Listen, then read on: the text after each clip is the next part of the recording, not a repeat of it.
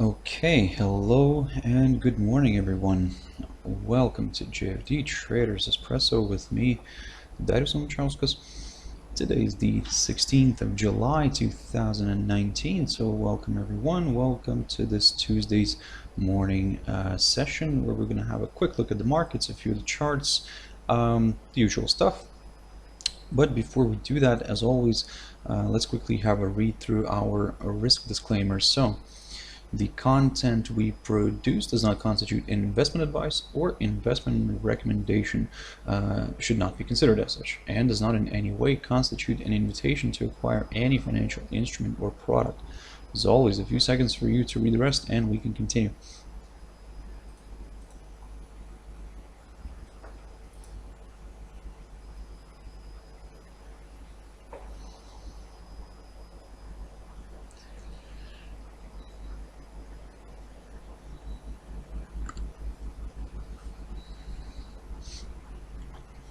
Okay, so now then, just a very quick mentioning of our JFD Bank YouTube channel here, to which you can always subscribe to in order not to miss any of the videos, and also our JFD research page here on our website, where you can go and have a look at different analysis that we do on a daily basis. So I believe you can find a lot of useful stuff here as well. So, but for now, let's jump into the charts. Now, the first one I want to touch on here is the FTSE 100. Now, looking at this here, you can see that it managed to break the short-term upside support line, this one right here, but it failed to drop below and stay below the 7,497 level. I've talked about FTSE last week, basically. Now I was kind of pointing out this level here, the importance of this level here near the 7,497.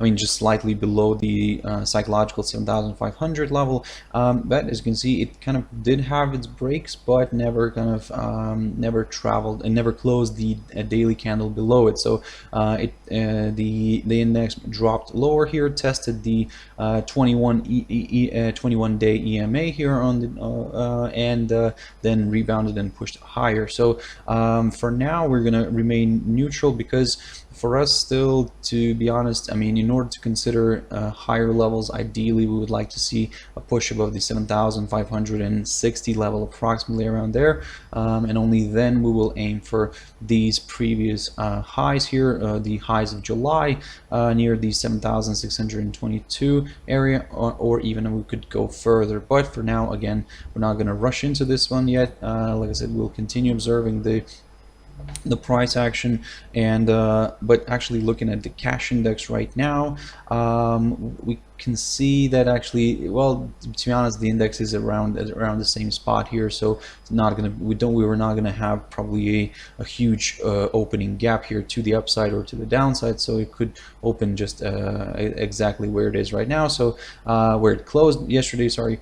So that's why, guys, for now we're gonna just continue observing these two levels here. On the upside, the 7,560, a nice good break above that could open the path to slightly higher levels, and a drop below the 7,497 could lead towards some declines here, so keep your eyes on this one. Jumping into a few pairs now. NZDUSD. Now, looking at this one, let me just jump back into a 4-hour chart on this one.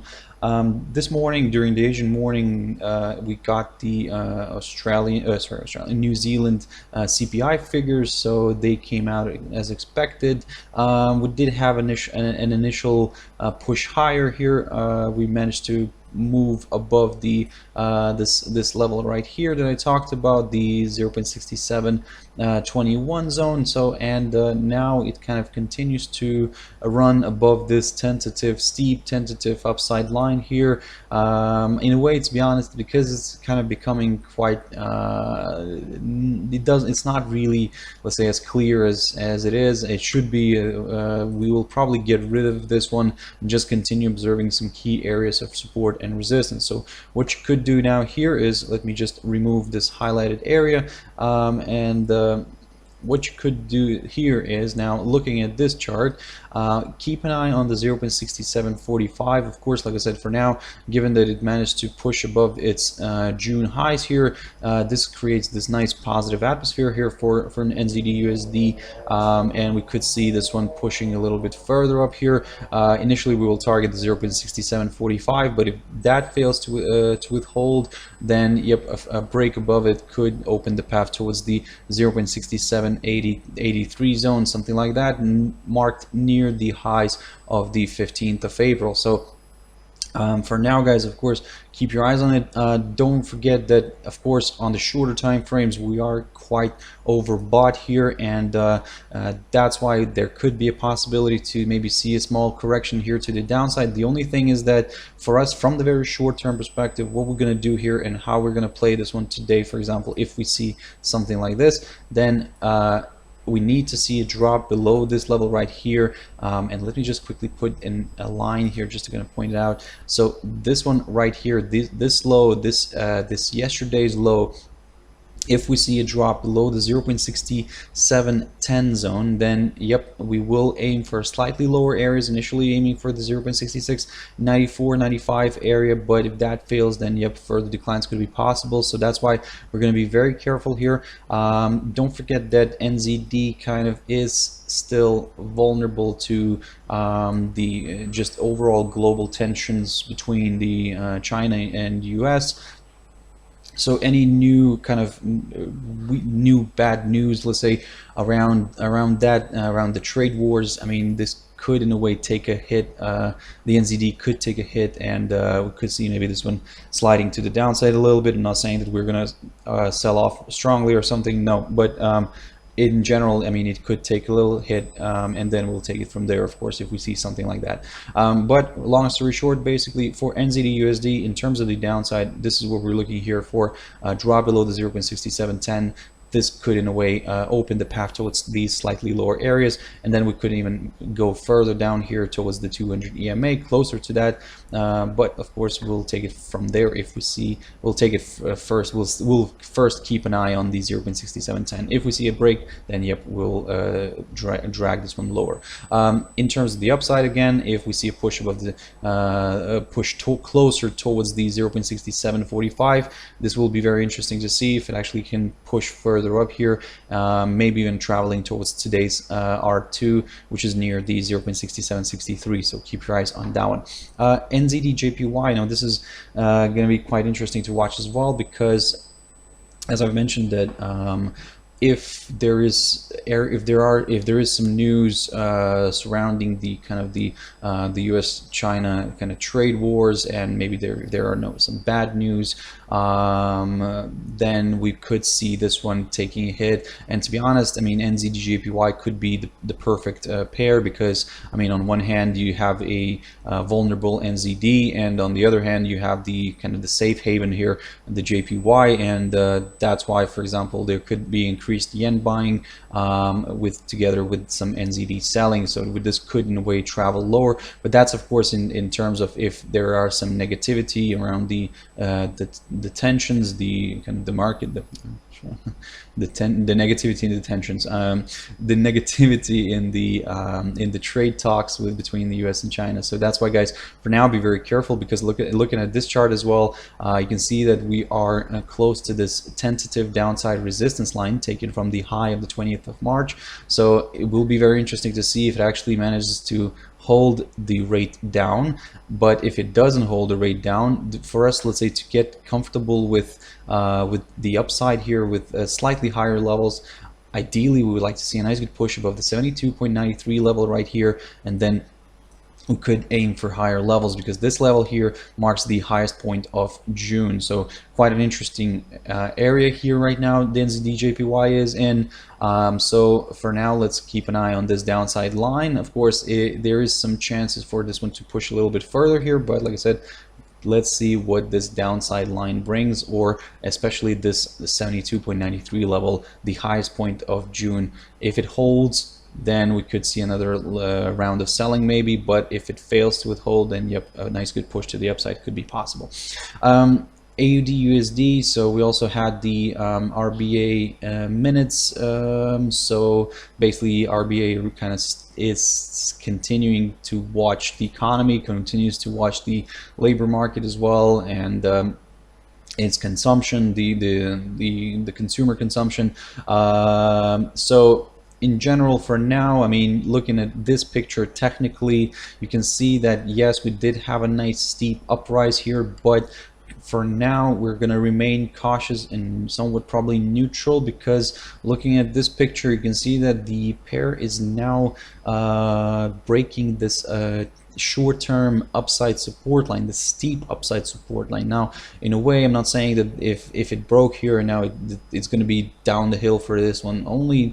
No, I mean, we could see this one sliding maybe to the downside a little bit here, maybe finding good support somewhere around the 0.70 level again. So and then if the psychological 0.70 level kind of continues to hold, then we could see a nice rebound and a push back to the upside. But again, for now, it's a bit of a tricky one. So what you could do here is basically keep an eye on the pivot, today's pivot, which is around the 0.7030 zone. If we see a drop below this, then yep, we could in a way target the psychological 0.70 level again. And then we'll take it from there. We're not going to drag this one too far to the downside. We're going to see what it wants to do there. But if it decides not to travel there and not to travel below the 0.7030 and pushes above the 0.7048 level, which is the high of the 4th of July, or in other words, so far the highest point of July. Now this is where it could become a little bit more interesting for the bulls, as we could see this one traveling a little bit higher, maybe even aiming for the 0.7078. So keep your eyes on that one. GBPNZD. Now I talked about this one yesterday, and also of course the push in the New Zealand dollar. I mean, this is not helping this pair, and of course the kind of still the weakness surrounding the British currency here. I mean, especially in regards to Brexit and you know, and some bad economic data that has come out recently. So for now, I mean, this is in general not looking good. I mean, it traveled yesterday, it broke this key area of support near the 1.8705. This is what I talked about yesterday, and it managed to reach our target and actually slightly overshot it, the 1.86 zone. So a nice, roughly a nice 100 pip drop here was seen yesterday. So for now, I mean, it's, of course, on one hand you can say that it's quite oversold here on the shorter time frames. We could see a small correction at some point, but to be honest, looking at this and trying to find another potential area of support here, now we need to go back all the way here towards the lows of December 2018, so basically last year. So for now, what you could do is keep an eye on some of these lows here near the 1.8388 zone, something like that. Also a nice good target could be the inside swing high here. There we go, this one right here near the 1.8474, something like that. I mean, these could play out nicely. Also, there is a small little target here slightly above that, which is around the 1.8570 zone. So this is basically where the pair is not far from right now. Let me just quickly drag this one back up. There we go. So basically, as you can see, this is where actually the pair found support, and now it's kind of holding on to it. For now, I mean, we are kind of thinking that there could be some correction here, maybe push higher a little bit, especially if it travels back above the 1.86 level. So that's what you could do here for today. You could keep an eye on this 1.86. If we have a nice push above it, then yep, we could target slightly higher levels, but then again, still the downside kind of remains in play. For today, for example, what you could do here as well, looking at this this pair, is if we see a push above the 1.86 level, then you could in a way target slightly higher, but only up until this downside line. This is a bit of a tentative one, but nevertheless, we'll keep a close eye on it and see if it actually holds the rate down or not. But if the if the push higher is good enough and takes it above the 1.8705 level again. Now this is where it could be quite interesting, because for the bulls especially, because we could see this one pushing higher again, maybe towards the 1.88 zone or above that. So that's why, guys, keep an eye on it. Also keep an eye on the UK data that's coming out later on. So we do have the unemployment numbers for, let me just double check this one quickly. So we do have the unemployment numbers. It's expected to come out the same as 3.8. And also keep an eye on the average earnings as well, including bonus and excluding bonus. So that's going to be quite interesting to watch as well. So that's why it may, well, of course, it may have its effect. It will probably have its effect on the GBP on British pound. So that's why all other pairs here, GBPNZD and some others, could get nicely affected. In terms of nicely affected, I mean for the bulls and the bears, both. I mean, so that's why keep an eye on this one, guys. If of course the data comes out as expected, or maybe even slightly better than expected, then we could see a nice push here to the upside, and this would support this idea here of an initial push higher, and then, like I said, a test of this downside resistance line. If the data doesn't come out well, then I mean we could see further declines here straight away. So keep your eyes on this one.